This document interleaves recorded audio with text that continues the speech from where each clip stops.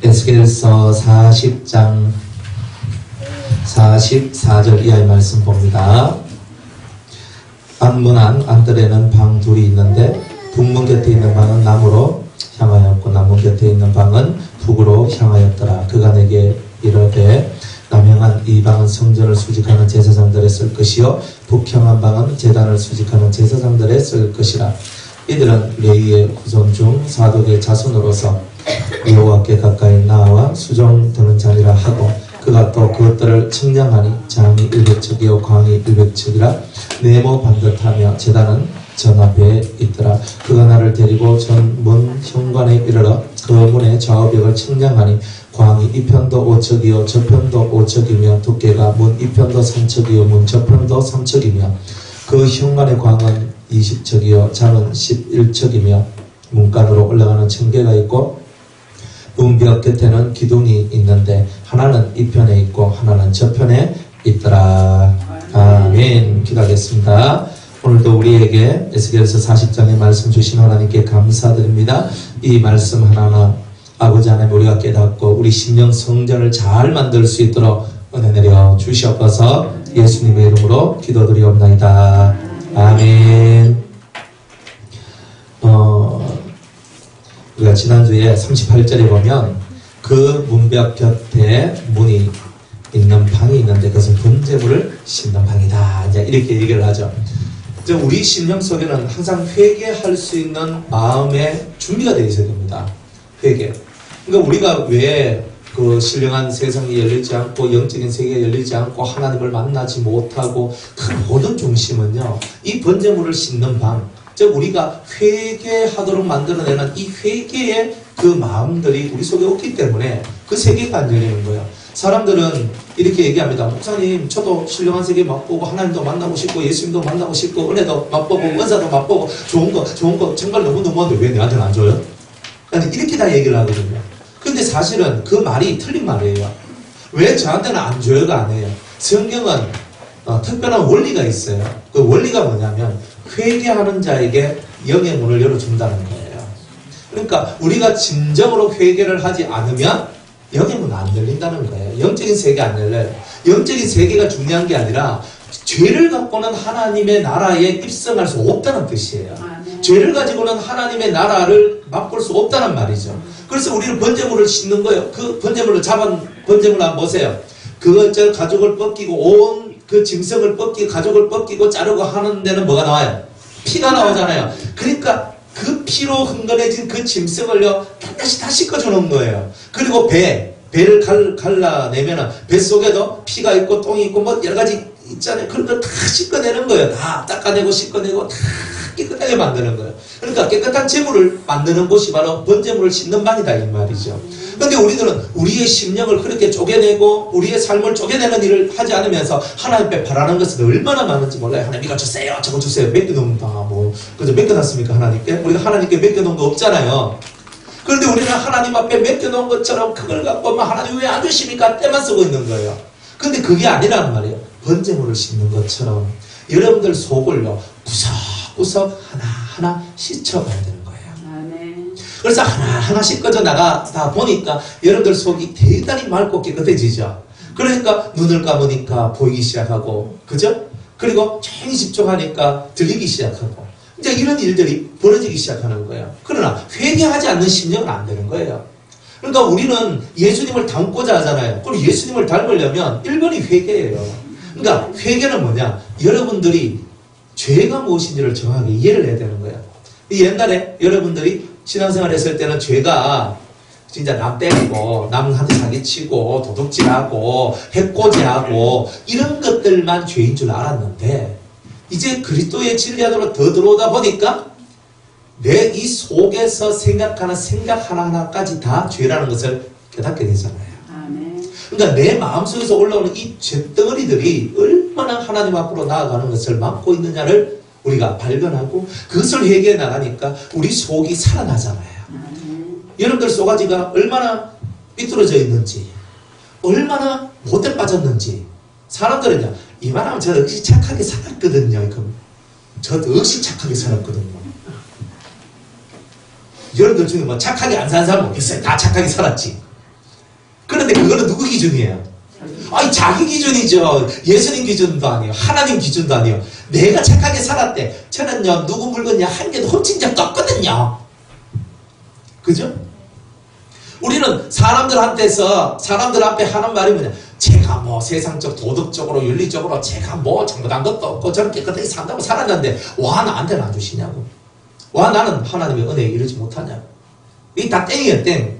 자기 기준을 갖고 하나님 기준을 삭제하고 자기 기준으로서 자기를 보고 있는 거예요. 하나님 기준으로 우리를 봐야 되는데. 그래서 이 번제물을 씻는 방이 필요한 이유는요, 자기를 돌아볼 수 있는 방이란 말이에요. 자기를 씻어내는, 자기 속에 있는 이 더러운 거, 사망의 능력들을 씻어낼 수 있는 그런 마음의 방들이 존재되어 있는 사람만이 진짜 하늘 사람이 될 수 있다는 것을 말해준다는 거예요. 그러니까 여러분들은 자기 속을 자꾸 회개해야 돼요. 회개도요, 3단계적으로 이렇게 회개를 하거든요. 쉽게, 여러분들이 이해하기 쉽게 말해서, 첫 번째는, 나도 알고, 너도 아는 죄가 있어요. 그죠? 나도 알고, 너도 알아요. 그죠? 왜냐면 내가 뭐 소리 빡 질렀어요. 하고 소리 막 질렀어요. 그리고 화가 났거든. 화가 났는데, 이 화가 난 것을 나도 알고, 너도 알고, 내가 혈기죄를 지었다는 것을 나도 알고, 저 사람도 알고, 서로가 다 아는 죄가 있어요. 이 첫 번째 단계예요. 그러면 회개할 때 여러분이 1번으로 뭐부터 회개하냐면 나도 알고 너도 아는 죄부터 해결을 해야 되잖아요. 회개를 해야 된단 말이에요. 그러니까 나도 알고 너도 뻔히 아는데 나는 아니라 그래. 그거 어떻게 되는 거예요? 내가 옹졸하고 나쁜 놈이 되죠. 그러니까 나도 알고 너도 알면 뭐 해야 돼? 내가 인정해야 되잖아요. 나도 잘못했다는 거 알고 상대도 내가 잘못했다는 거 알아요. 그러면 내가 잘못했다는 것을 내가 옹졸하지 않게 제가 잘못했습니다를 얘기하는 것이 뭐냐? 그게 바로 회개의 첫걸음이란 말이에요. 근데 우리는 자존심이 억시로 세지요. 경상도 사투리는 억발로 세지요. 되게 세잖아요. 자존심이 세다 보니까 우리가 내가 잘못했다는 거 알고 남도 내가 잘못했다는 거 아는데 빡빡 우기기 시작하는 거예요. 내가 뭐. 그러니까 그 사람 인격이 떨어지고 저 사람 상대할 가치가 없다. 이래 되지요. 그러니까 사람들은 이 1단계 회개를 제대로 못하면 인격부터 침해를 당하게 돼 있어요. 인격이 침해를 딱 당하면 어떻게 되는 거예요? 내가 하는 말이 다른 사람한테 소용이 돼야 안 돼요? 안 돼요. 땡! 내가 어떤 말이다. 저 사람 말 듣지 마라. 저 인간 아니다. 이렇게 얘기해요. 어느 날 갑자기 여러분이 인간이 아닌 사람이 돼요. 그게 왜 그러냐? 나도 알고 너도 다 아는 죄를 갖고도 부정하는 내가 다른 거는 볼 것도 없다 이 말이에요. 그러니까 우리가 회개의 가장 첫 걸음은요, 나도 알고 너도 아는 죄부터 회개하는 거예요. 두 번째는요, 나는 아는데 너는 모르는 게 있어요. 내 혼자 뒷구멍으로 한 게 있거든요. 안 그래요? 다 몰라. 누구만 알아? 내만 아는 게 있어. 내만. 내가 그렇게 했는데 나는 몰라. 조용히 쉿. 아무도 내 입에서 말 안 하면 아무도 모르는 게 있어요. 있어요? 없어요? 있거든요. 근데 그런 것을 갖고 두 번째 단계에는요, 첫 번째는 남을 의식하는 거예요. 왜? 남이 내 죄를 안다. 이거는 빨리 척결해야 된다. 이게 첫 번째거든요. 그런데 두 번째는요, 남하고는 상관없어요. 남하고 상관없이 내 스스로가 이미 알고 있는, 그리고 내가 묵혀놨던 깊이 들어와 있던 그런 죄들을 이제 속죄하고 하나님 앞에 회개하는 그런 것이 필요합니다. 남은 모르는데 내만 아는 죄를 회개하는 단계를 보고는 두 번째 단계의 회개다 이렇게 얘기하는 거예요. 세 번째 단계는 뭐예요? 나도 모르고 니도 모르는데 오직 하나님만 아는 죄가 있어요.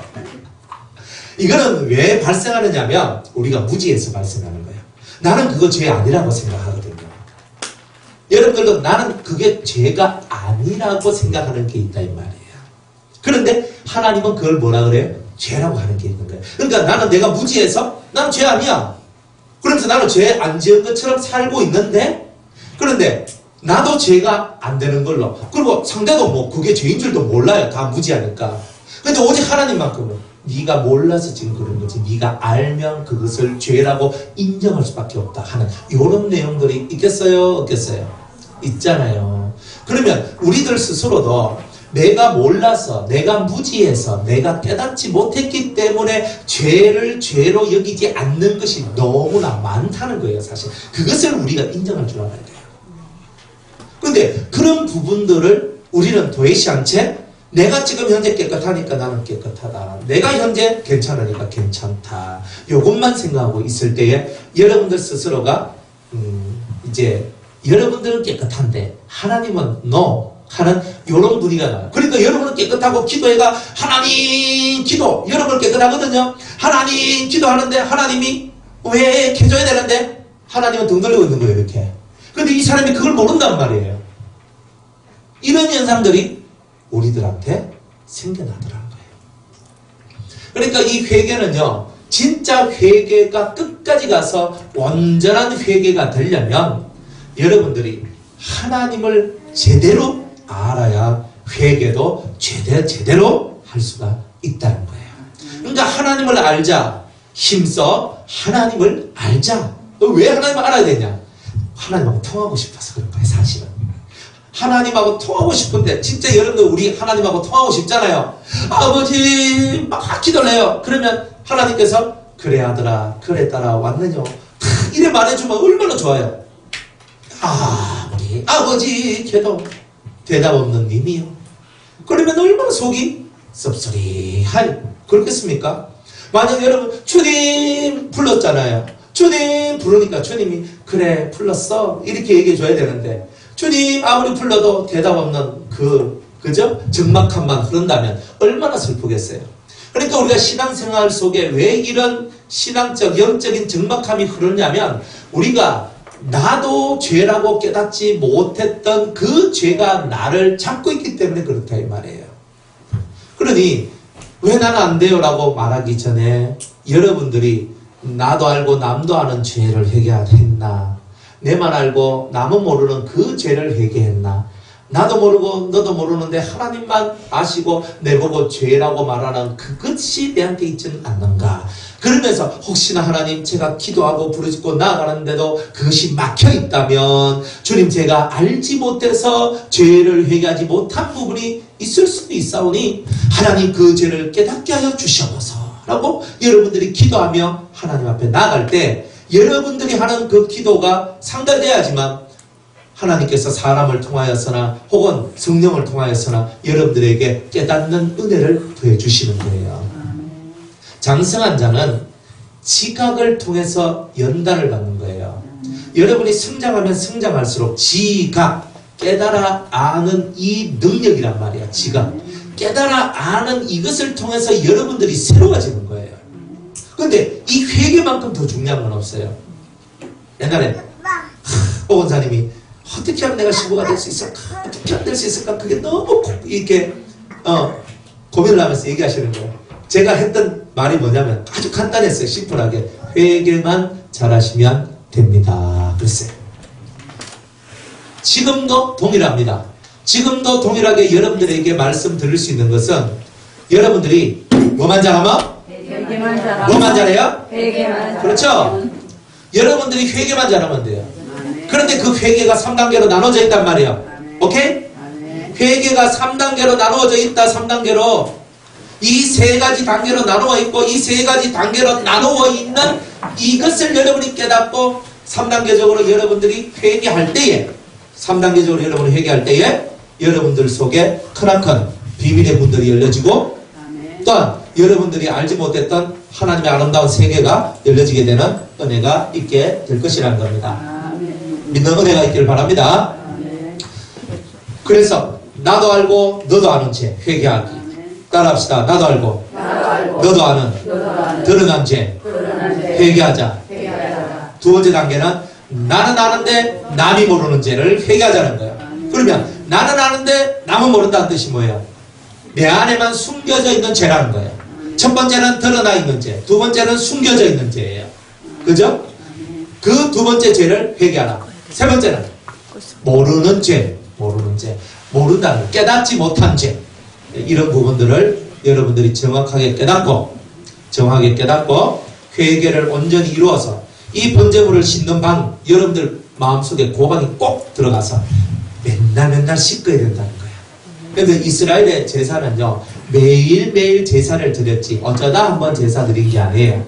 매일매일 속죄의 제사를 드리잖아요. 매일매일 번제를 드리고 매일매일 분향을 하고 매일매일 하나님 앞에 이 자기의 죄를 씻어내는 그런 제사들을, 사함받는 제사들을 계속 드렸다는 거예요. 우리가 살아가는 모든 순간순간들이 바로 그냥 죄사함을 얻기 위한 그런 삶의 연속이라는 것을 깨달아야 돼요. 축복 좋아하지 마세요. 축복이 저주 같아요. 여러분들 이게 잘 되고 저게 잘 되고 이런 복을 받고 저런 복을 받았습니다. 너무 좋아하지 마세요. 여러분들이 회개하지 않는 심령 속에 좋은 일이 벌어지면요, 저주받은 거예요. 그게 왜? 높이 올라갔다가 툭 떨어지면 더 박살나죠. 하나님의 취미도 그저 아주 요상해요. 높이 올려놓고요, 탁 놔보는 거예요. 날개를 꺾어버리는 거예요. 항상 팍 한데 완전 지퍼 내쁘고 오징어 내쁘고 난리 나버리는 거예요. 그러니까 높이 올라가는 게 중요한 게 아니에요. 여러분들의 마음은 항상 낮은 데 있어야 돼요. 여러분들의 마음은 항상 내가 혹시 오늘 내가 이 사람한테 이 말을 하는 것이 죄는 아니었을까? 내가 저 사람한테 이런 행동을 하는 것이 혹시 죄는 아니었을까? 이거를 생각하면서 낮은 마음으로 살아가야 여러분들이 하늘의 그것이 여러분들한테 내려오는 거예요. 그러니까 하늘의 것이 내려와야지 여러분들이 완성된 신앙을 가지게 되는 거예요. 그런데 우리가 너무 회개하는 부분들이, 그러니까 회개하는 부분들이, 회개는 열심히 하고 잘하는 것 같은데 영양가 있는 회개를 해야 되는데 영양가 없는 회개만 하고 있을 때도 있단 말이에요. 영양가 없는 회개는 뭡니까? 영양가 없는 회개 따라합시다. 응답 없는 회개. 그러니까 내가 죄를 지었어. 죄를 지었으면 내가 하나님 앞에 하나님 저 죄 지었어요, 용서해 주세요 라고 하면 열심히 기도했거든요. 예수님의 이름으로 기도드립니다. 아멘. 그죠? 그러니까 내 죄 참 받았다고 이렇게 얘기하고 산단 말이에요. 큰일 납니다. 사람들이 왜 죄를 짓고 회개하고 또 죄를 짓고 회개하는 줄 아세요? 회개가 잘못되기 때문에 그런 거예요. 회개가 잘못됐잖아요.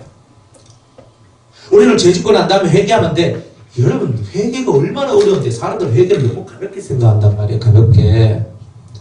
회개는요, 속에 피를 쏟아내는 게 회개예요. 자기 속에 있는 부정하고 더러운 것들을 뽑아내는 것이 회개인데, 제 속에 깊이 가시 하나가 뽑혀져 있다 해보세요. 그러면 이것을 뽑아내기 위해서 살점을 잘라내고 그 속에 탁 들어가서 그것을 뽑아낼 때까지 내 살을 도려내는 고통을 우리는 가져야 된단 말이에요. 그것이 없이 그 속에 숨어있는 가시를 어떻게 뽑아내겠냔 말이에요. 사람들이 회개를 너무 쉽게 생각한다. 하나님 제가요 오늘요 내가 저 사람한테 내가 안 할 말을 했어요. 제가 좀 모욕적인 말을 했어요. 용서해 주세요. 용서해 주실 거죠? 믿습니다. 아멘. 그거면 끝내버리는 거예요. 이렇게. 여러분이 그런 식으로 회개를 하면 누가 여러분들의 그 죄를 용서해 주겠어요? 꼭 똑같아요. 그냥 앞에 그죠 집사님 제가 막 화가 나가지고 한 대 그냥 팍 때려버렸네. 눈이 시퍼렇게 멍들어가지고 이렇게 있는 거예요.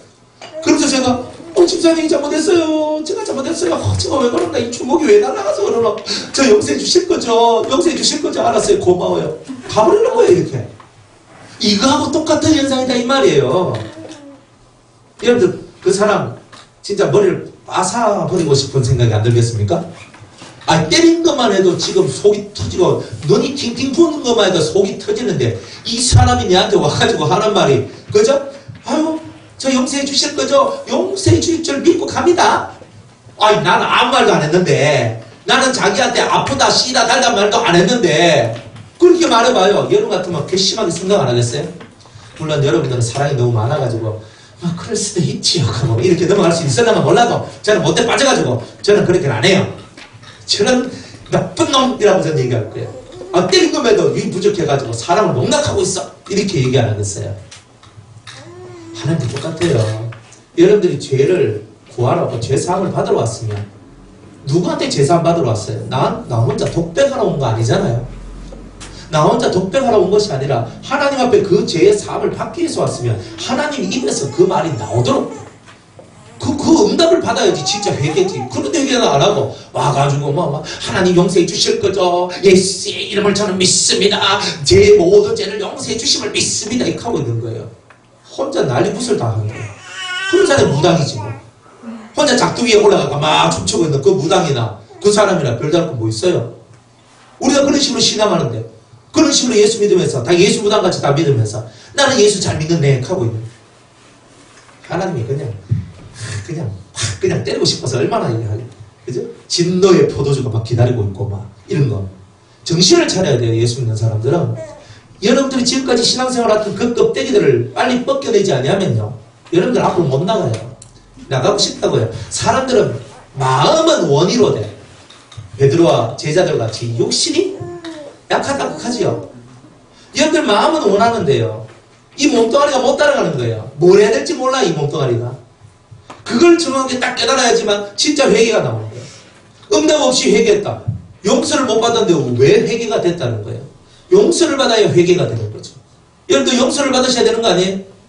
저한테 잘못했어요. 누가 저한테 잘못했으면 저한테 와서 목사님 죄송합니다. 제가 잘못했습니다. 싫거든요. 나 집사님 이제 뭘 거예요? 제가 막 이렇게 나와요.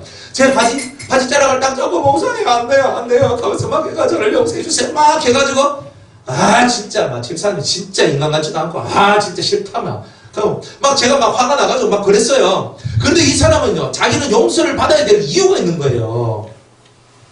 여기서 떼기치고 가락하고 오지 마라 해도, 그죠? 찾아가서 죄송합니다. 잘못했습니다. 해야 되는 거 아니에요? 그래서 그 사람 입에서 제가 진짜 용서해 주기 싫은데 그래요. 이번에 한 번만은 제가 용서해 드릴게요. 이 말이 나올 때까지는 어떤 수치나 모욕이 찾아온다 할지라도, 부끄러움이 찾아온다 할지라도 그것을 다 감수해야 되는 게 죄 지은 자의 모습인 거예요. 그런데 무슨 죄 지은 주제에 자존심이 어디 있어요? 죄인인 주제에 자존심을 피울 게 어디 있냔 말이에요. 왜 자존심을 피워요? 내가 죄에 속함을 받는 것이 더 큰 건데 왜 자존심을 피우고 나는 죄 안 지었다 하고 난 잘못이 없다라고 땡깡을 부리며 그렇게 사느냐는 말이에요. 그러니까 우리가 하나님 안에 있다면서 하나님 바깥 저 멀리 있을 때가 너무나 많은데 그런 것조차도 우리는 알지 못하고 살아가니 하나님 가슴이 맨날 벙어리 낸 가슴이라 가슴이 아픈 거예요. 그래서 오늘도 그죠? 비가 뚝뚝뚝 떨어지는 게 우리 주님이 눈물 흘리는 거잖아요. 모르셨어요? 옆에 안 왔어요? 눈물이 그냥 주님이 눈물을 흘리는 거예요. 한없이. 그러니까 우리는 그런 것을 알고 이제 번제물을 싣는 이 방이 곧 내 눈물을 쏟는 방이요, 회개의 응답을 받는 방이요, 정말 주님과의 이 깊은 회개가 이루어질 수 있는 그런 방이 될 수 있도록 자기들을 만들어가는 것이 진짜 신앙생활 하는 것이라는 거예요. 가짜 배기 좀 고만하고 진짜 배기 하자 이 말이에요. 뭐 응답 못 받는다고. 응답 못 받는 것과 서로 하지 마요. 여러분들 속에 못돼 빠진 성품을 못 고친 그것 때문에 가슴 아파하고 억울해하고 힘들어하고 그것 때문에 여러분의 가슴을 쳐야 되는 거예요. 그죠? 하나님은 여러분 뭐 기도만 하면 다 들어줘야 됩니까? 성경에 그런 법이 있습니까? 들어주고 안 들어주고는 누구의 몫이에요? 하나님이잖아요. 그러니까 하나님이 내가 들어주고 싶으면 들어주는 거잖아요. 안 그래요? 하나님이 안 들어준다고 하는데 뭐 별 수 있습니까? 그러니까 우리는 하나님 앞에 알랑방울을 끼면서 하나님 애교다 하면서 그죠? 눈도 찡긋찡긋거리면서 그죠? 툭툭 치면서 하나님 죄송해요 잘못했어요 하면서 이렇게 하나님한테 그렇게 가야 되는 거 아니에요? 그죠? 근데 금방지기 뭐 하나님 그렇게 저한테 안 해주시면 하나님 손해보시는 거죠. 왜 가고 있는 거예요? 겁도 없이 어디 그죠? 사람들이 너무 몰라서 그러는 거예요. 그러니까 여러분들이 하나님을 믿는다는 것이 뭔지를 알아야 돼요. 하나님을 경외한다는 것을 모르니까 방종이 심한 거예요. 하나님을 경외하는 마음이 뭔지를 배워나갈 때 여러분들 마음의 중심이요, 대단히 평강 가운데로 내려가요. 그러면 여러분들 속 중심이 강해져요. 흔들림이 없어요. 그러면 바람이 불어도 태풍이 오고 지진이 나고 불이 나고 전쟁이 일어나도 속에서 흔들림이 없는 하나님을 향한 믿음과 사랑이 여러분들을 딱 지키고 그래서 여러분들을 강하게 만들어 줄 것이다 이 말입니다. 그렇게 되시기를 축복합니다. 그래서 이렇게 해가지고 북문 곁에는요 상 넷이 있고 그리고 이 왼쪽에 4개 그 다음에 또 오른쪽에 4개 그래가지고 이렇게 다 준비가 되어 있다. 그래서 우리들도 우리 속에 짐승을 잡을 만한 준비가 다 되어 있어야 된다는 거죠. 그래서 그것은 뭐냐, 이 상들은 다 우리 속에 있는 깨달음의 판들이에요. 깨달음의 판. 못 깨달으면 회개도 없다. 깨달으면 회개가 된다. 그러니까 하나님 앞에 우리 기도할 때 하나님 저로 하여금 죄를 깨닫게 해주세요. 죄를 깨닫게 해주세요.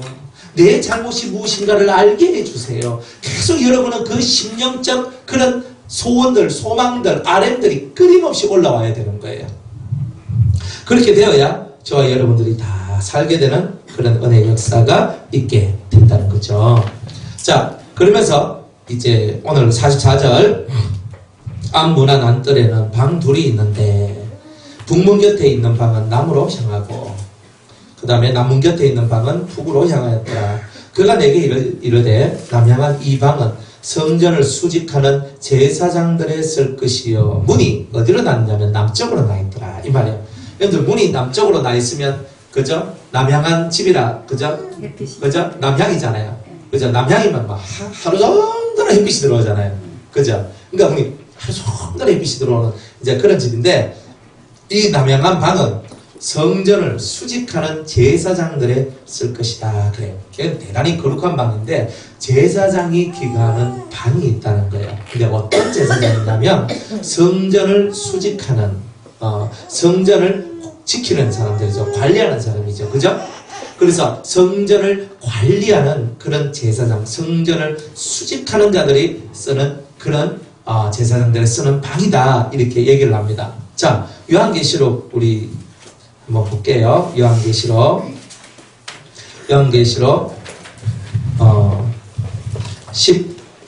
11장 1절 말씀만 볼게요.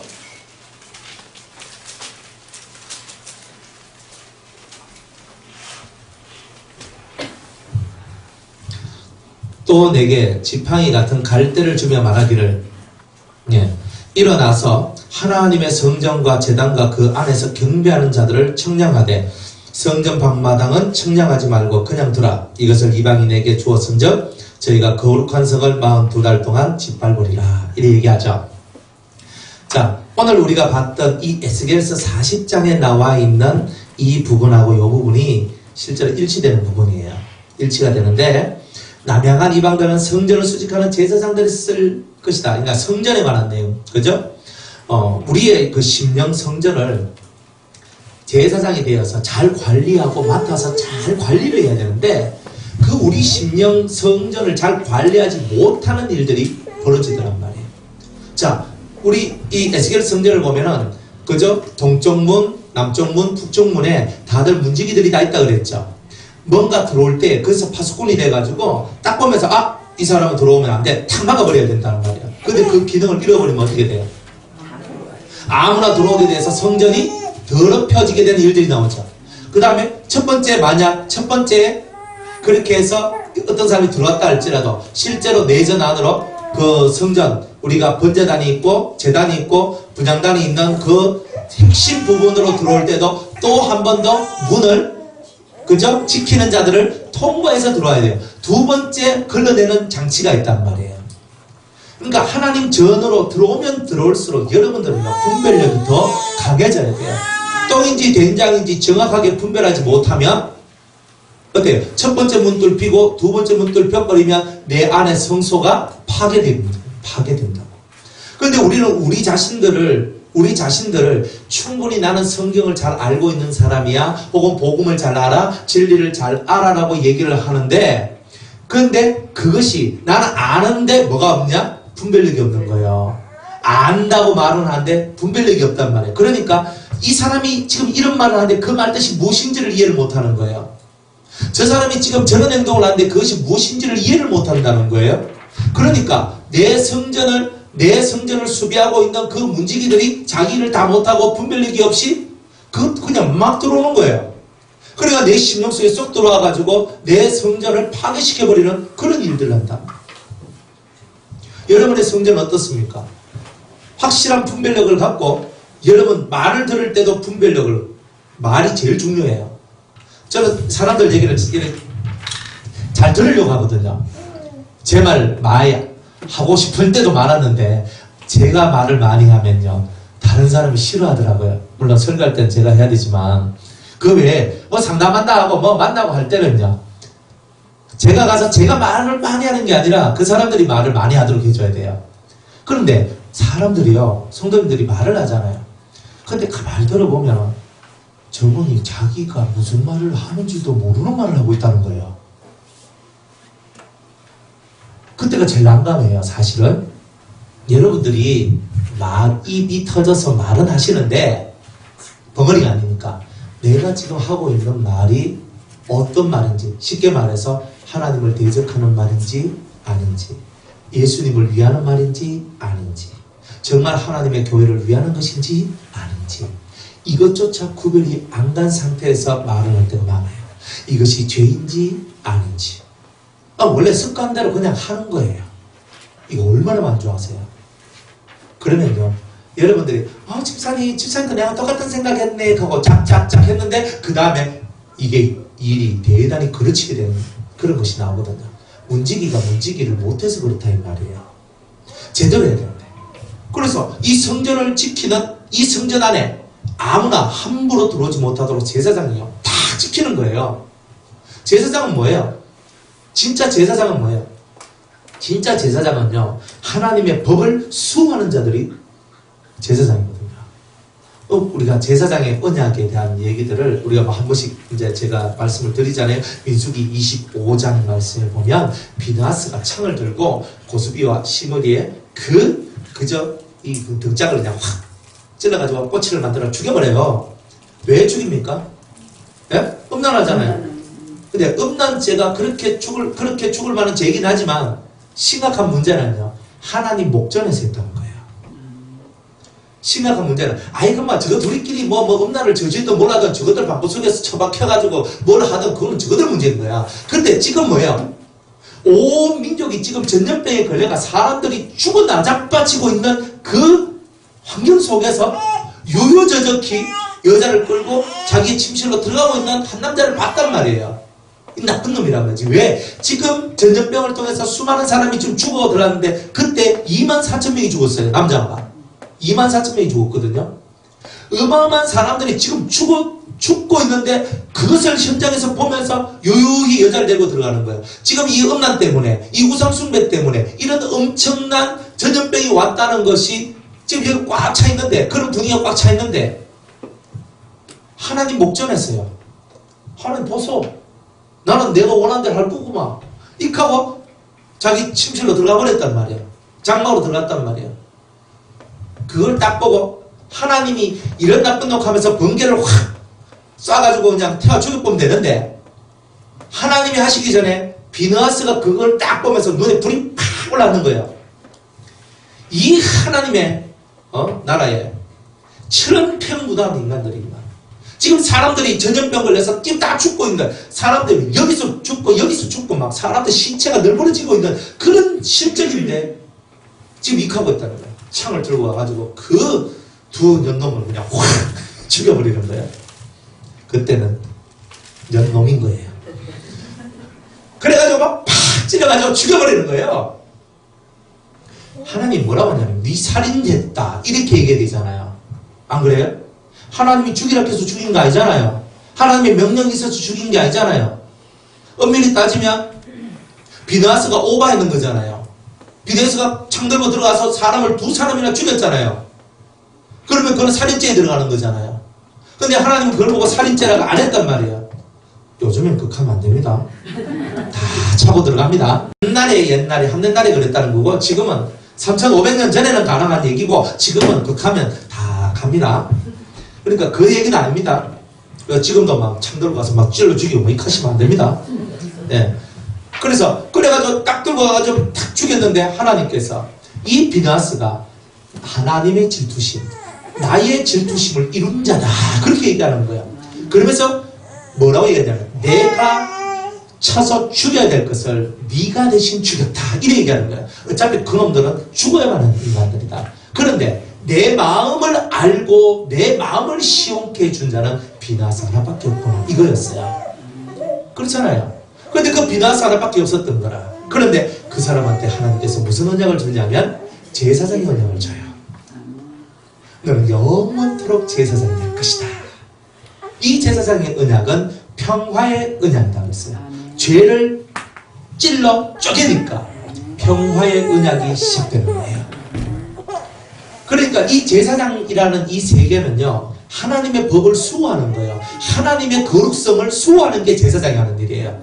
여러분들 속에 하나님의 법, 하나님의 거룩성을 수호하는 그 날선 창, 칼 이런 것들이 여러분들 속에 존재할 때에 여러분들은 제사장으로서 이 성전을 수직하는 이 방에 들어갈 자격이 있는 성도가 된다는 말이에요. 여러분들이 죄를요 이만큼 싫어야 되는 거예요. 이 죄 때문에 우리가 망하는구나. 이 죄 때문에 우리가 망하는구나. 이 죄를 없애지 않으면 우리가 살 수가 없구나. 이것을 가슴에 품고 이것 때문에 아파하고 이것 때문에 회개하고 이것 때문에 눈물을 뿌릴 줄 아는 자가 진짜 성전을, 자기 성전을 지키는 자다 이 말이에요. 여러분들은 여러분의 성전을 지켜야죠. 뭐가 성전인데요? 여러분의 마음이 성전이잖아요. 여러분의 몸이 성전이에요. 여러분의 몸이 성전이고 여러분의 마음이 성전인 거예요. 쉽게 말하면 몸은 뜰과 같고 마음은 성소와 같고 영은 지성소와 같은 거예요.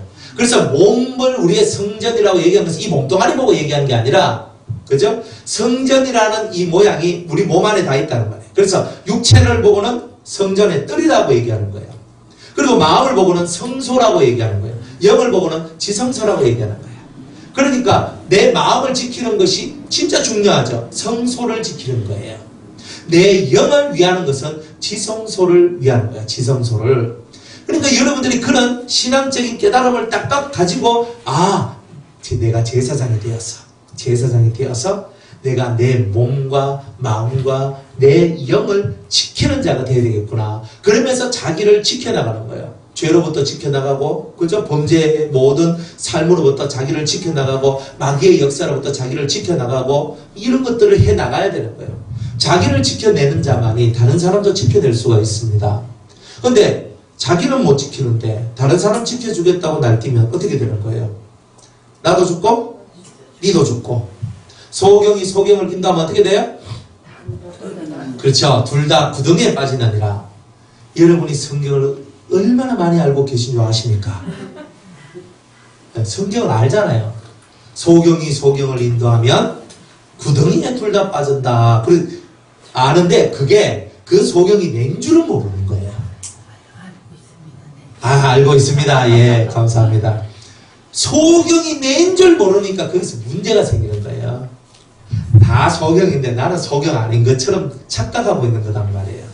그래서 우리가 성전이 무너지는 거예요. 우리는 겸손해져야 되거든요. 내 꼬라지를 정확하게 이해를 해야 돼요. 사실은. 그죠? 내가 누군지를 알아야 되는 거죠. 그래야 여러분이 겸손해지고 낮아져요. 그때 뭔가 역사가 나는 거예요. 근데 그거 없는데 무슨 역사가 나요? 하나님이 그냥 뭐 나이 순대로 그때라도 막 끊을 것 같아요? 아, 젊은 애들 좋아하고 뭐 나이 든 사람 싫어할 것 같아요. 하나님은 그런 개념이 없어요. 네 중심이 어떠냐 이거밖에 안 봐요. 저는 나이가 이제 70인데요. 다 필요 없어요. 70. 야, 네가 70이냐? 내 나이가 몇 살인 줄 아느냐?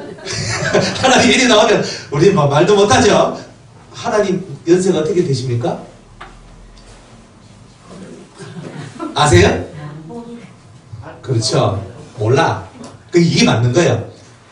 하나님은 처음이시니까 그걸 날로 표현을 못해요. 그분 앞에서 우리가 나이가 어떤 뭐 극하면 안 된단 말이에요. 그 연로하신 우리 하나님께서도 우리같이 젊디 젊고 너무나 젊은 우리들을 위하여서 오늘도 쉬지 않고 일을 하시는데 안 그래요? 우리는 뭐 허리 아프면 못하고 다리 아프면 못하고 머리 아프면 못하고 눈 아파도 못하고 또 속상하면 안 하고 치 아프고, 그죠? 그 연로하신 우리 하나님께서 우리 하나님은 얼마나 연세가 많으신데요. 그래도 의기양양하게 있잖아요. 최고로 많으신 그 나이에 있음에도 불구하고 하나님은 오늘도 우리를 위하여 일하신다는 거예요. 근데 우리가 나이 가지고 뭐시라 할 건 없다 이 말이에요. 믿음을 가지세요. 주님은요 믿는 자의 하나님이에요. 네. 그죠? 믿는 자의 하나님. 우리 이 세계도 은혜가 7호의 은혜들이 자주 일어나거든요. 그러니까 여러분들 어디 아프면 여기 와요, 여기 와요. 여기 와서 열심히 기도하다 보면 치료하는 은혜가 이렇게 또 내려가더라고요. 물론 제가 뭐 소답과 막 치료하여 주시옵소서 하면서 이렇게는 안 하는데, 하나님께서 여러분이 기도하다 보니까 치료되는 은혜들이 나와요. 그렇잖아요. 좋잖아요. 뭐 싫으면 말고. 그런데 하나님께서는 필요에 따라서 치료가 필요한 사람한테는 치료를 허락한다는 말이에요.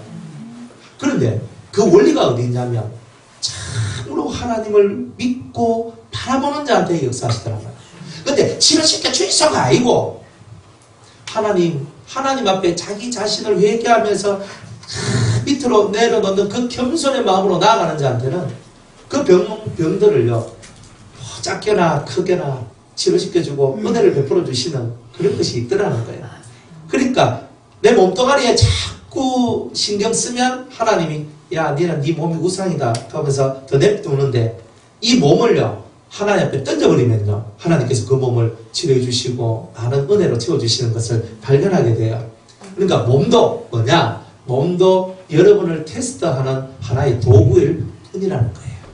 그러니까 아프다고 슬퍼하지 말고요, 아플 때 내가 내 신앙을 테스트하는 그 기간인 거예요. 여러분들 힘든 날 없어요? 살다 보면 좋은 날 10번 있으면 힘든 날 90번 있잖아요. 다 그래요. 여러분들 1년 365일 중에 한 달 정도라도 행복해졌으면 좋겠죠. 맨날 행복하면 좋은데 진짜 맨날이 너무 힘든 기라. 그러다 보면 이 마음에 행복이 잃어져 버려요. 그래서 하나님, 저는 맨날 하나님 앞에 11조도 드리는데 저는 365일 중에 36.5일만이라도 저는 행복해지길 바래요. 사람들의 심령이 그래요. 행복하지 않은 거예요. 왜? 행복하지 않을 그 조건만 생각하기 때문에요. 행복할 수 없는 것만 생각하기 때문에요. 근데 행복은 어디서 오느냐면 그런 데서 오는 게 아니거든요. 행복이 어디서 와요? 행복이 어디서 와요? 마음에서 오죠. 그 마음이 기쁘고 행복하면 다 좋은 건데, 마음은 언제 행복해요? 뭘로요? 사랑으로. 누구 사랑요? 이 집사님 사랑? 뭔가 채워져야 돼, 뭔가, 그죠? 조용히 여러분들 눈을 감고요, 하나님, 예수님. 근데 예수님이 탁 다가와서 내 손을 탁 잡는다고 생각해봐요.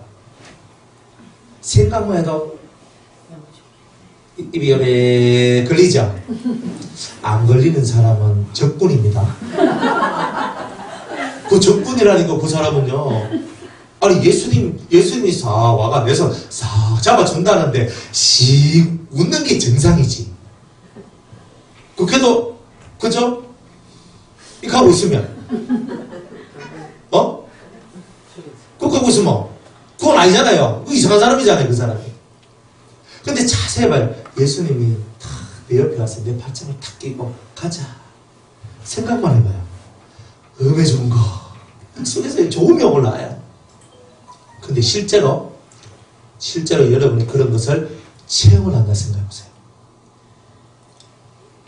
예수님이 다 내 앞에 와가지고, 그죠? 다 와가지고 그냥 하얀 세마포를 입고 막 얼굴에 쓴 황금빛 광채를 쫙 내면서 내 앞에 탁 와가지고 사랑한다. 한번 해봐요. 오늘 저녁 맛있는 거 먹겠죠? 여러분 보세요. 여러분들이 그렇게 외적인 조건을 갖고 행복이라고 생각했던 것들하고 전혀 다른 세계가 있는 거예요. 주님이 나와 함께 거하심이, 주님이 나와 함께 계심이 믿어지고 알아지고 느껴질 때에 찾아오는 그 진실한 행복감이 여러분의 진정한 행복이라는 거예요. 근데 그거 없으면 여러분 신앙생활 땡깁니다. 보따리 사가 빨리 세상으로 가시는 게 좋아요. 왜냐하면 그렇게 믿고 지옥 가는 것보다는 어차피 지옥 갈 거 세상에서 진탕만탕 놀다가 가면 후회는 없는 거예요. 지금 여러분들 어때요? 이것도 아니고 저것도 아니고 뭐 이렇게 살다가 지옥 가는 것보다는 진탕이 많다 열심히 놀다가 가는 게 훨씬 더 좋은 거예요. 나는 예수 믿는데 주님을 못 느낀다. 예수 믿는 거 아닙니다. 죄송합니다. 여러분들 매일매일 살아가는 삶 속에서 주님을 느끼지 못하고 살아간다. 그건 예수를 믿는 게 아니에요. 믿음의 정의는요, 그분은 지금도 살아계시다는 것을 믿는 거죠. 지금도 예수님은 살아계셔요. 근데 그분이 누구 옆에 있어요? 누구 앞에 있어요? 누구 안에 있어요? 그거 믿는 게 신앙생활 아니에요? 그러면 진짜 주님이 내 우편에 계시고 내 앞에 계시고 내 안에 계시고 내 뒤에서 쫙 밀어주신다 라고 믿는 그 사람이 주님 없는 듯이 살 수 있을까요? 없죠. 그건 불가능한 거죠. 그럼 여러분은 믿는데 뭘 믿어요? 진짜 믿어야 될 것은 안 믿잖아요. 진짜 주님이 여러분 우편에 계시거든요. 앞에 계시거든요. 뒤에서 밀어주시거든요. 가끔 한 번씩 여러분들 속에 들어왔다 나갔다 하시거든요. 그런데 가끔 한 번씩 여러분들 속에서 말씀도 해주시거든요. 또 기도할 때 또 한 번씩 또 환상도 보여주고, 어떨 때는 뭐 정신없이 잠을 자면 꿈도 보여주시고, 그러면서 뭐 그래 하시잖아요. 주님이 여러분들을 사랑하는 표시를 매일매일 한 번, 두 번은 꼭 보여주시는데, 여러분이 불행해야 될 이유가 어디 있어요? 뭐가 불행해요? 다리가 아파서? 손가락이 굽어져서? 눈이 잘 안 보여가? 머리가 아파서? 허리가 아파서?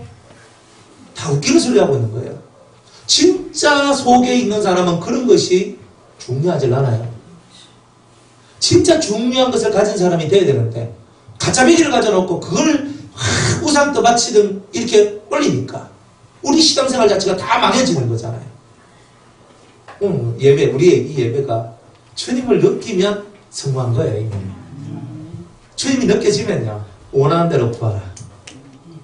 그러려면 무엇이든지 이루어 주겠다고 약속하셨어요. 주님을 못 느끼니까, 주님이 저 구만리 저 멀리 하늘 위에 계신 그분처럼 느껴지니까 기도도 저 멀리 가야 되잖아요. 믿음은 뭐예요? 주님을 내 발 앞으로 탁 당기는 거예요. 딱 발 앞에 계신 주님한테 직고 하는 거예요. 주님! 하면서 딱 발 앞에서. 이렇지 않습니까? 주님! 이런 신앙이란 말이에요. 주님은 멀리 있는 게 아니에요. 근데 발 앞에 계시지. 그게 믿어질 때 그 뒤에는 저절로 되는 거야. 근데 그게 안 되는데 무슨, 그죠? 저도 한참 설교를 하잖아요. 설교를 열심히 해요. 열심히.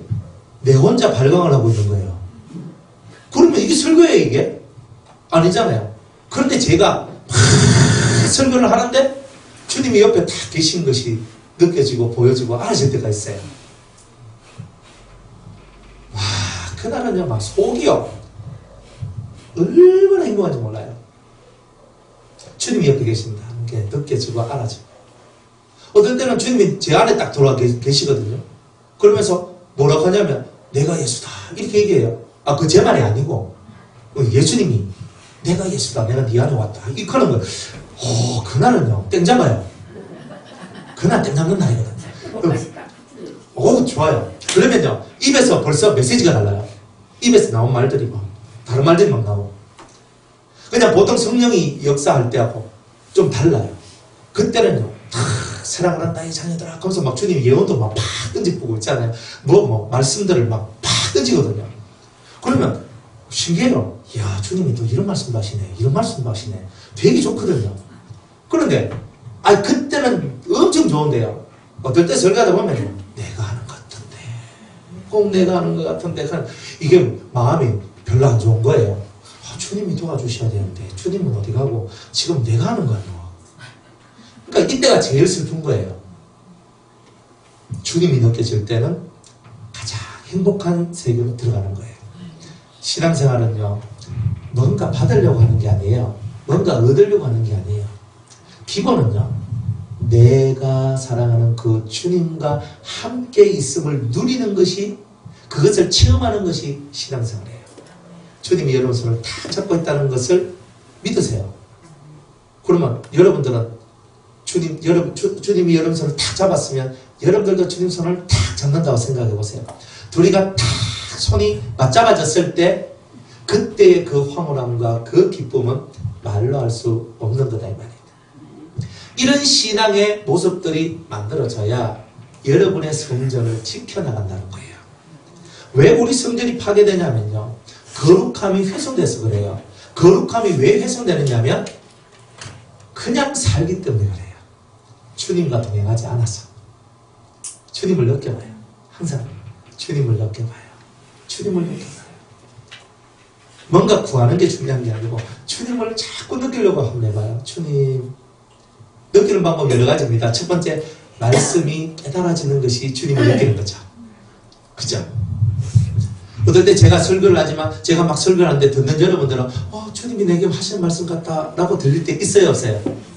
없는 사람 빨리 가셔야 돼요. 네, 진짜 빨리 가셔야 된다니까. 아니, 주님이 내한테 말씀하시는 게 한 번도 나 안 느껴졌다. 그분이 이방인이지. 그건 그리스도인이 아니에요. 진짜 실제로 여러분들이 말씀을 듣다 보면 주님이 내게 말씀하신다. 요게 딱 올 때 있죠. 주님이 내게 오신다. 주님이 내게 말씀하신다. 요거예요. 그게 주님이 여러분들과 함께 있다는 증거예요, 사실은. 그러니까 제일 가까운 증거는 뭐냐면 주님이 내게 말씀하신다가 느껴질 때 주님이 누구를 통해서 말씀했어요? 오늘은 오목사를 통해서 여러분들에게 말씀하시잖아요. 그죠? 근데 오목사, 껍데기는 오목사인데 이 속에 주님이 거하시고 주님께서 이 껍데기를 통해서 말씀을 하신다는 거예요. 그러니까 그것을 여러분이 믿는 거란 말이에요. 그러면서 그 말씀들을 여러분의 가슴으로 품을 때에 여러분들의 신앙은 강해져요. 근데 그 신앙에서 딱 떨어져 버리면은 이 신앙생활 자체가 되게 재미가 없게 되는 거예요. 은혜가 없어요. 은혜가 없어요. 여러분의 성전을 지켜야 되지 않습니까? 여러분의 마음 성전을 지켜야 되지 않습니까? 주님이 나와 함께하고 있다는 것을 믿으세요. 주님 저 멀리 있다고 절대 믿으면 안 됩니다. 그런 거는 또 얼마나 또 잘하는지. 주님 저 멀리 계시잖아요. 이렇게 하면 안 돼요. 믿음의 세계는 거, 땡기는 세계예요. 주님이 나와 함께 계시다고 땡기는 거예요. 그러니까 주님을 땡기세요. 주님을 땡기세요. 주님은 멀리 있잖아요. 내 가까이 있다. 그러니까 내 가까이 있다는 것을 믿지만은 여러분들이 그것을 그 예수님을 여러분들 가슴팍으로 옆구리로 다 땡겨내는 이 힘, 이런 힘들을 쓰는 것이 신앙생활이다. 그래야 성전이 수직되는 거예요. 지켜지는 거예요. 그런데 그런 믿음 없이 안 돼요. 그 다음 단계는요. 성전을 지키려면요. 진리의 확실한 진리가 여러분들 속에 있어야 돼요. 진리가 왜 필요하냐면 진리는 법이거든요. 제사장은 법을 수호하는 거잖아요. 성전을 수호하는 것은 법을 수호하는 거예요. 법을 가르치고 법을 수호하는 것이 제사장이 하는 거예요. 진리는 법이에요. 여러분들 성경 말씀 읽고 뭘 배워야 되냐? 법을 배우는 거예요. 하나님을 섬기는 법, 예수 믿는 법, 성전생활하는 법, 사회생활하는 법, 가정생활하는 법, 은혜생활하는 법, 그죠? 기도하는 법. 기도는 어떻게 해요? 저는 이렇게 배웠거든요. 하나님 아버지 감사합니다. 이것 들어주세요. 그죠? 내 죄 용서해 주세요. 그 다음에 나의 그 다음에 내 소원 들어주세요. 예수님의 이름으로 기도합니다. 아멘. 그 5가지. 주일학교 때 이거 가르치거든요. 아닙니까? 교사들 없습니까? 그래요. 5가지 기도 원칙이에요.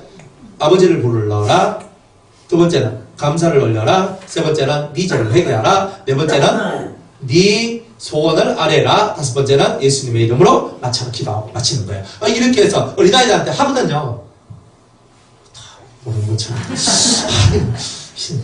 너무 수준이 낮아서 그러시는 건데 그렇게 해요. 그런데 기도는요 서론이 없어요. 여러분들 전능하신 하나님 아버지 이 천지 만물을 창조하신 하나님 너무나 사랑스럽고 위대하시고 좋으신 내가 지금 급해 죽겠는데 안 그래요? 기도라는 거는 기도의 세계는요 서론이 필요 없어요. 기도는 앞으로 본론이에요. 지금 기도하는 내 영혼의 모습이 어때요? 급박하잖아요. 너무 간절하잖아요. 처음부터 막 울고불고 난리치면서 나가는 거죠. 처음부터 촥 하고 서론이 없어요. 막 군불 떼고 살살 불 떼고 그 다음에 확 해야지. 누가 그래요? 기도라는 것. 기도는요 마음이 갈급한 자들이 하는 게 기도예요. 서론이 없어. 막바로 본론으로 간다니까요. 여러분들이 배우기를 그렇게 배웠을 뿐이지 실상은 기도의 삶은 신앙생활은 서론이 없는 거예요. 모든 것은 본론부터 여러분이 본론으로 들어가줘야 되는 거예요. 서론에서 너무 너적너적거리면 여러분의 인생이 힘이 빠지게 돼 있어요. 문 앞에서 내가 들어갈까 말까 들어갈까 말까 맨날 이렇게 하고 있는데 그 사람한테 무슨 힘이 실리겠어요? 발을 넣었으면 가든지 뺐으면 안 가든지 들어갈까 말까 이것만 하고 있는 이 사람들한테 신이 역사하겠습니까? 아니에요. 결단하고 강하고 담대하게 결단한 대로 탁 나가는 그 사람들을 위하여 신도 하나님도 역사를 하시는 거예요. 그러니까 여러분들이 진리를 아는 건 뭐가 진리냐면 본론이 진리란 말이에요. 서론이 아니고 예수님이 뭐 몇 년도에 나셔가지고 몇 년 뒤에 뭐 십자가에 돌아가셔가지고 로마가 몇 년부터 몇 년까지 통치를 했는데 이거 몰라도 되잖아요. 안 그래요?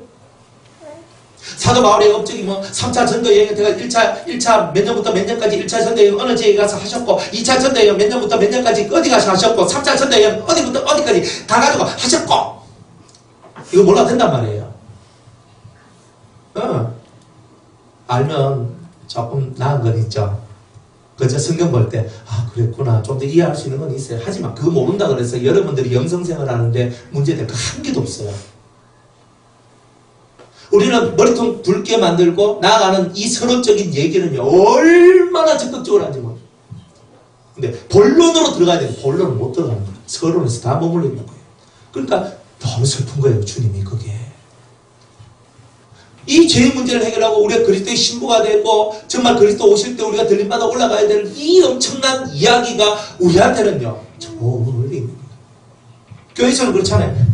예수님 오시면 우리 다 들림받아 올라갑니다. 다 들림받아 올라갑니다. 저도 목회자로서요 우리 모든 성도들이 다 들림받아 올라가기를 저는 원해요. 제가 뭐 못돼 빠져가지고요 목사님은요 내한테 잘해주니까 들림받아 올라가시고 집사님은요 내한테 좀 그러니까 당신은 이 땅에 남아있고요 하면서 이렇게 아니잖아요. 저는 제 속마음은요 여기 있는 모든 분들이 다 같이 주님 오실 때 다 들림받아 올라가길 바라는 게 제 마음이에요. 저는 제가 살면서 제가 남을 위해서 기도해 주는 원칙이 있어요. 그 원칙이 뭐냐면 일단 저한테요 약간의 도움이라도 주면 1번으로 제가 그분들을 위해서 기도합니다. 하나님 그리스도 예수 재림하실 때 들림받아 올라가게 해주시옵소서라고 저는 그렇게 기도해요. 왜냐? 그게 최고의 기도거든요. 더 해드리고 싶어도 더 이상 못 써요. 그러니까 제가 할 수 있는 최선의 기도가 뭐냐면 저분이 주님 오실 때 들림받아 올라가기 원합니다. 세상에 공짜는 없어요. 저한테 밥 한 그릇 사주면 꼭 밥값합니다. 진짜 그래요. 왜? 세상에 그냥 얻어먹는 건 없어요. 밥 한 그릇 사주면요 밥 한 그릇 먹고 아이고 잘 먹어 내가 배 뚝뚝 떠들으면서 이렇게 가는 게 아니고 그분들한테 꼭 뭔가를 얘기를 해줘요. 더 뭔가를 얘기해주고 뭔가를 아니면 축복을 빌어주든지 뭔가를 하든지 그렇게 해요. 제가 예수님한테 진리를 통해서 배운 건 그거예요. 세상에는 공짜가 없다. 세상에는 공짜가 없다. 이 하늘 아래는 그냥 이루어지는 것이 하나도 없다. 누군가의 피와 땀이 들어간다. 네가 밥 한 그릇 먹는 것 속에도 누군가의 피와 땀이 들어간다는 거예요. 그 노고를 잊지 말라는 거였어요. 그래서 항상 그렇게 축복해주고 기도해주는 거 그게 그렇게 살아야 된다라고 그렇게 배웠는 거예요. 최고의 기도가 들림받아 올라가는 거예요. 그렇잖아요. 저도 제 마음의 원함이 뭐예요? 다 들림받아 올라갔으면 좋겠다는 거예요. 그죠? 우리 바나나 권사님 손 딱 잡고 올라갑시다. 그럼 휙 하고 올라가면 얼마나 좋아요. 저는 진짜 그거 좋아한단 말이에요. 근데 제가 원하는 대로 됩니까? 그렇게 되는 게 제 마음이고 정말 그렇게 되기를 바라요. 그런데 다 그렇게 못 된다는 거예요. 왜냐하면 제가 데리고 같이 갑시다 하는데 온몸이 쇳덩어리예요. 너무 무거워요. 비우질 않았어. 못 올라가더라고요. 그러니까 언제든지 이 세상을 떠날 준비를 하셔요. 언제든지 마음속에 뭐 채우고 특별히 소유욕, 내 거 이거 빨리 비워야 돼요. 내 거 빨리 비워야 돼요. 그죠? 우리 성단에 우리 교회 성단에 놀고 있어요 다들. 아니거든요. 예수님의 성도잖아요. 그 예수님께서 나한테 잠시 맡겨놓은 거예요. 그 진짜 소유는 예수님 거거든요. 내 게 아닌 거예요. 내가 함부로 할 수 있는 존재가 아니에요. 그죠? 당신 우리 교회 성도니까 당신 내 말 들어. 이게 아니라 저는 항상 예수님을 쳐다보면서 예수님 제가 예수님과 같이 똑같이 목회를 해야 되는데 어떻게 하면 예수님과 같이 똑같이 목회할까요? 그러니까 주님하고 교통하면서 주님이 이렇게 해라. 김권사한테는 이렇게 해라. 곽집사한테는 이렇게 해라. 그럼 예 알겠습니다 하고 주님이 하시는 것 같이 하는 거지. 성도의 소유가 오목사한테 있는 게 아니잖아요. 모든 소유의 권한은 예수님께 있는 거예요. 왜? 내가 피를 흘려 값 주고 산 것이 아니라 예수님이 피를 흘려 값 주고 사셨기 때문이에요. 아멘? 아멘? 이건 제가 아멘 해야 될 거네. 그런 것 같아요. 그러니까 제가 우리가 성도니까 내 마음대로 집사님은 이래 하시고 권사님은 이래 하시고 목사님은 이래 하시고 이렇게 하시고 내 마음대로 막 다 해버리는 거예요. 큰일 나요. 주님의 명령을 받고 주님이 주시는 그 뜻을 따라서 그것을 내가 이행하는 마음으로 사는 것이 그게 목회고 목회자가 살아가는 방법이에요. 내 건 없어요. 우리 교회 크게 지었어요. 그래서 우리 교회는 무슨 우리 교회? 오늘 저보고 그죠? 너는 남극에 가서 평균에게 복음을 전하라 하면 저는 남극에 가서 평균한테 복음을 전해야 된다니까요. 이거 내끼 어디 있어요? 내끼. 여러분들은 안 그래요? 성도님들은요? 한번 그래도 하나님 우리 성도들한테 많은 걸 주셔. 웃기는 소리 하고 있어요. 오늘 밤 여러분의 영혼을 주님 데리고 가면 여러분의 예비한 것은 누구 것이 됩니까? 처자식. 그죠? 남편이 죽으면 와이프, 자식. 아내가 죽으면 남편, 자식. 그죠? 요즘 다 그렇게 되어 있잖아요. 내게 어딘데요? 그 내 건데요 하다가 오늘 밤 탁 하면 그대로 다 날아가죠. 내 거란 거 비우세요 빨리. 여러분들 거 없어요. 여러분들 주머니 안에 동전 하나까지도 다 주님 것입니다. 그것을 여러분한테 맡겼을 뿐이에요. 맡겼고 내 이름으로 사용하고 내 이름으로 써라. 그리고 10개 중에 1개는 하나님 앞에 드리고 전체가 다 주님 것이지만 그러나 그 중에 하나는 네가 내한테 돌리고 9개는 네가 진리를 깨달은 그 깨달음 안에서 그 물질을 너의 삶을 위하여 또 다른 사람을 위하여서 그렇게 살아가라. 이렇게 얘기하시는 거예요. 진리를 못 깨달으면 그 삶이 안 나오는 거예요. 그러니까 여러분이 제대로 진리를 깨달아야 여러분들이 살아가는 삶의 의미가 제대로 만들어지는 거예요. 근데 진리를 제대로 못 깨달으면 어떻게 되느냐? 여러분들이 방종하게 되고 자기 마음대로 이스라엘 사람들, 이 히브리 사람들 속에 왕이 없으므로 자기 마음에 원하는 대로 뜻하는 대로만 움직이고 살았더라. 자기 소견에 옳은 대로 행하였더라. 맨날 자기의 소견에 옳은 대로만 살았다. 근데 우리는 그렇게 살면 안 된다는 거예요.